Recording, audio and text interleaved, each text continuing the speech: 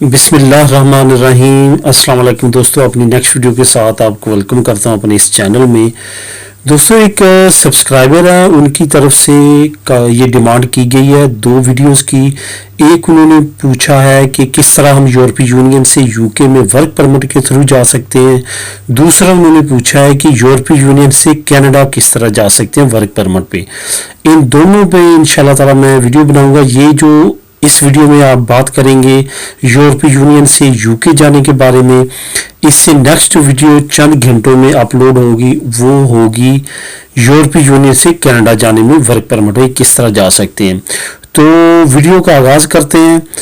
तो दोस्तों, जैसे कि आप जानते हैं कि ब्रेक्सिट हो चुका है। अब यूरोपीय यूनियन, अगर आप नेशनल भी हैं तो आपके लिए कोई भी चांस नहीं है कि आप वहां पे EU सेटलमेंट प्रोग्राम में इंदराज करवा सके। आपके लिए कौन से वे बचते हैं? सबसे बेहतर जो लीगल वे है वो यही है कि वर्क परमिट आपके पास बचता है, वहां पे वर्क परमिट पे जाएं, वर्क परमिट पे काम करें। थोड़ी सी डिटेल के साथ, तफसील के साथ इस वीडियो में बात करेंगे। हो सकता है वीडियो थोड़ी सी लंबी हो जाए, लेकिन आपसे यही गुजारिश है कि वीडियो एंड तक देखिएगा।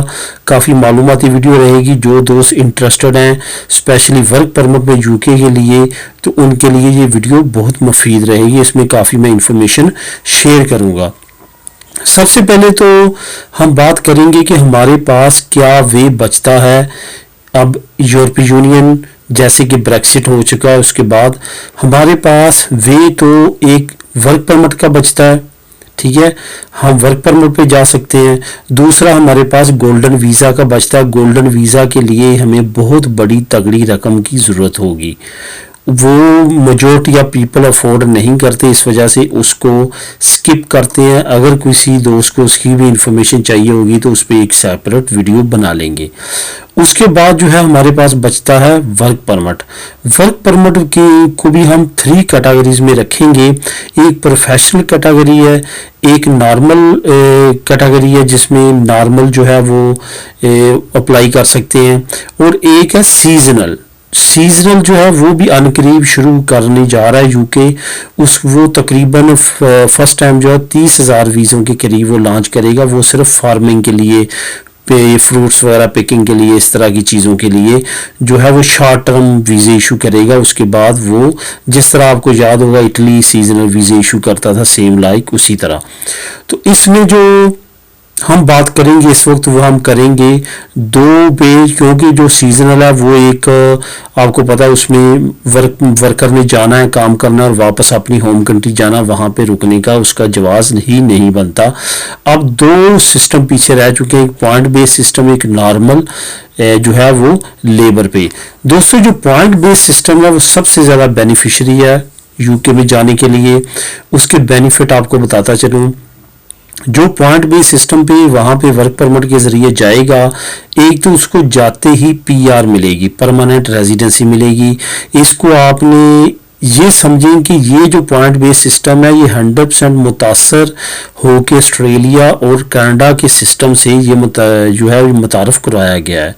इसमें 100 टोटल, इसमें से 70 आपने लेने हैं। यही समझ लें कि पासिंग मार्क पॉइंट है। अगर आपने 70 ले लिए तो आप यूके के लिए क्वालिफाई कर जाएंगे और आप जमा करवा सकते हैं अपनी फाइल। इसमें आपकी तालीम देखी जाती है। अगर तालीम मास्टर है 10 पॉइंट, अगर PhD है 20 पॉइंट।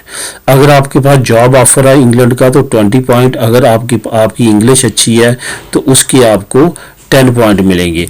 इसके बाद अगर यूके की स्पेसिफिक कुछ ऑक्यूपेशंस हैं, कुछ उनको लोग दरकार हैं कुछ शोबों के लिए, अगर आप उस शोबे के हैं ख़ास तौर पे तो फिर आपको 20 पॉइंट मिलेंगे। अगर नॉर्मल शोबे के हैं तो फिर आपको 10 पॉइंट मिलेंगे।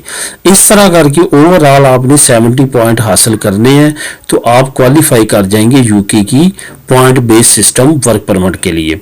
उसके बाद जब आप उस वक्त जब आपको वर्क परमिट इशू करना है उस वक्त ये भी ख्याल रखना है कि जो आपकी सैलरी हो 25,500 से जो है वो ऊपर हो, और कम से कम जो है वो 20,450 पाउंड से नीचे सैलरी आपकी ना हो, वरना आप क्वालिफाई नहीं करेंगे। ये भी चीज़ का आपने ख़ास ख्याल रखना है जब आप करते हैं। इसमें जो क्वेश्चन है कि एजुकेशन इनका अपना सिस्टम है जो है इक्वलेट करने का, इनके अपने अदारे हैं, वो आपकी एजुकेशन की सनतें खुद इक्वलेट करेंगे।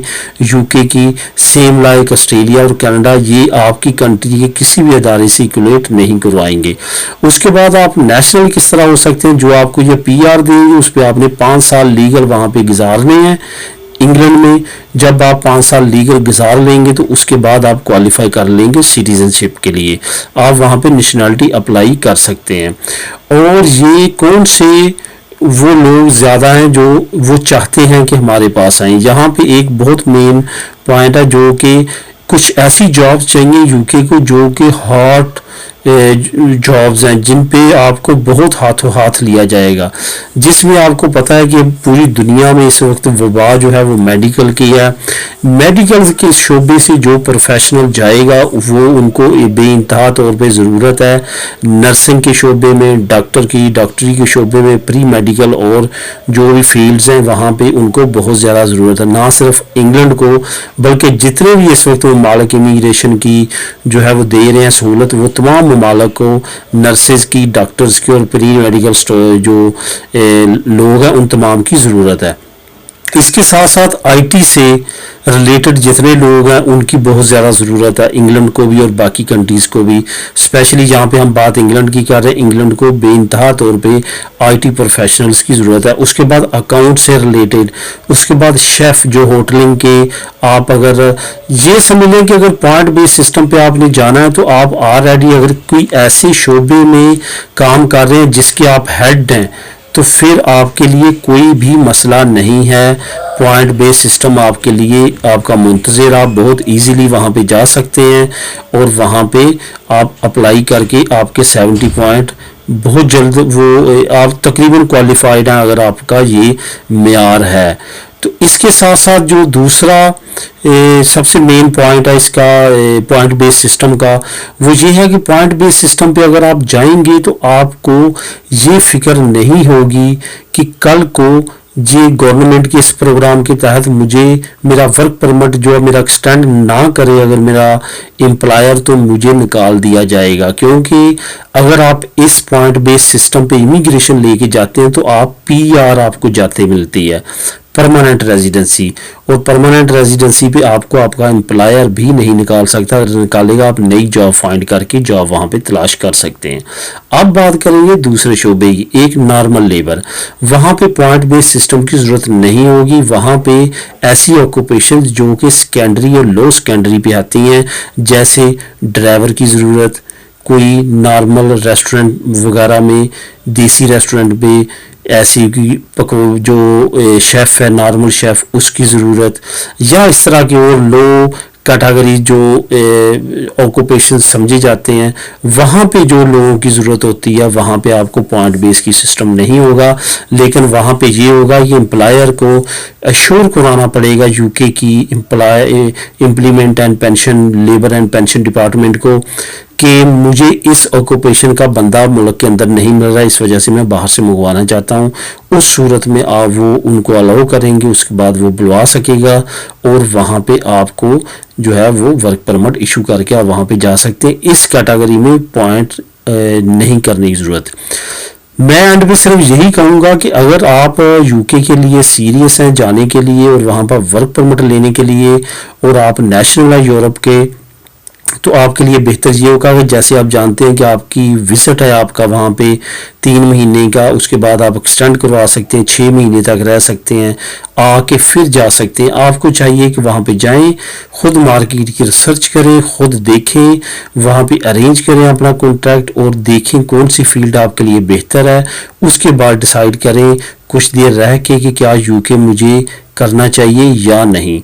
अगर यस तो आप आगे फॉरवर्ड हो, अगर नहीं तो और बेशुमार कंट्रीज़ हैं वहाँ का रुख कर सकते हैं। नेक्स्ट वीडियो में इंशाल्लाह ताला जो चंद घंटे के बाद अपलोड होगी उसमें कनाडा के बारे में बात करेंगे और कनाडा की डिटेल के साथ वर्क परमिट से रिलेटेड तमाम मालूमात शेयर करेंगे। उम्मीद है कि इस वीडियो में आपको कुछ ना कुछ इन्फॉर्मेशन मिली होगी। अगर फिर भी आपके जहन में कोई क्वेश्चन है इससे रिलेटेड तो कमेंट कर सकते हैं। मिलेंगे अपनी नेक्स्ट वीडियो में नई इन्फॉर्मेशन के साथ। अल्लाह हाफिज़।